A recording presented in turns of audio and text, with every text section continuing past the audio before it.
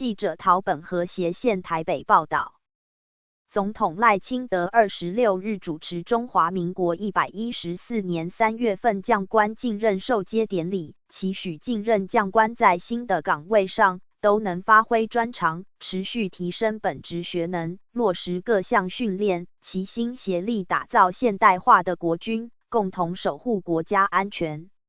他也逐一点名进任的将官，其中也点名从2兵升到中将的孔乃德将军。他说，这次进任缔造国军第一位由基层士兵晋升中将的纪录，直呼不简单。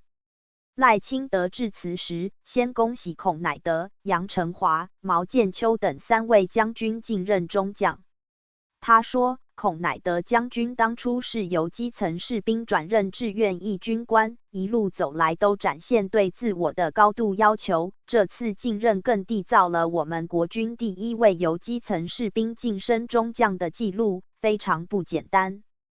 2024最热门网页游戏首款